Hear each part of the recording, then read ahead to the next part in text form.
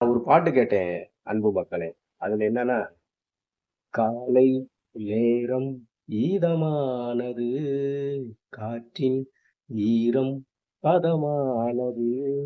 அந்த பாட்டு கேட்க கேட்க அவ்வளவு இனிமையா இருக்கு. அது கேட்டுட்டு இருக்கும்போது திடீர்னு இடையில வந்து பிரேக் டான்ஸு, ஃபோக் டான்ஸு அப்படின்னு சொல்லி வார்த்தை வரும்போது, அது இந்த நாராசம்ன்னு சொல்லுவாங்கல்ல. அது என்ன மொழின்னு தெரியல. ஆனாலும் அது கொஞ்சம் எனக்கு பொருத்தமா இருக்குன்னு நினைக்கிறேன் அந்த சொல்லு. அந்த மாரி கேட்க ரொம்ப கொடூரமா அந்த 2 சொற்களும் இடையில கலந்து வந்துச்சு. ஏன்னா, அழகிய தமிழ் சொற்கள் வருது.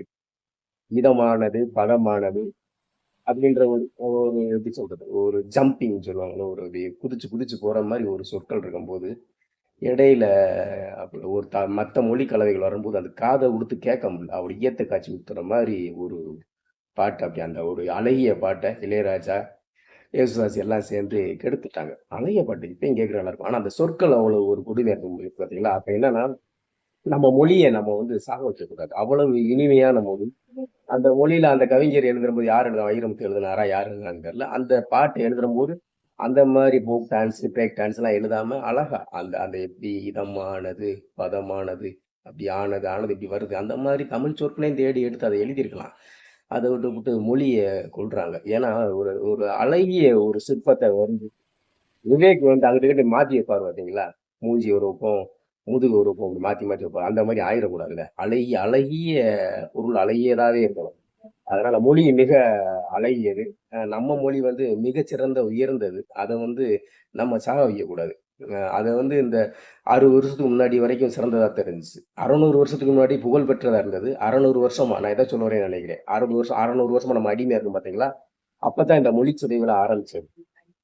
அதுக்கு முன்னாடியே ஆரம்பிச்சிருச்சு. இருந்தாலும் ரொம்ப கொடுமையா. ஆரியர்கள் வந்த பிறகு ஒரு 1000, 2000 வருஷமாவே மொழி சிதைவு ஏற்பட்டுக்கிட்டு இருக்கு. அதுல ரொம்ப கொடூரமா இந்த மாதிரி ஃபோக் டான்ஸ், பிரேக் டான்ஸ்லாம் பாட்டு இந்த மாரி கொடுமைகள் நடந்தது எப்பன்னா, இந்த 600 வருஷமா நம்ம திராவிடம் நம்மள ஆட்சி ஆள ஆரம்பிச்சது தான். அதனால நமக்கு ஒரு நல்ல வாய்ப்பு கிடைச்சிருக்கு. தமிழ் தேசிய சிந்தனையாளர்கள் களத்துல நெறைய பேர் இருக்காங்க. தமிழ் உணர்வோடு நெறைய பேர் இருக்காங்க.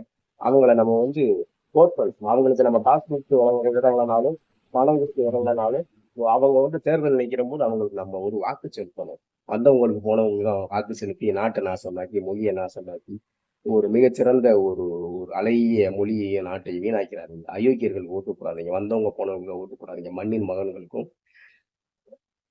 நம்மில் ஒருவருக்கு வாக்கு செலுத்துங்க. தமிழ் தேசிய சிந்தனையாளர்கள வாழ வைங்க. நன்றி, வணக்கம்.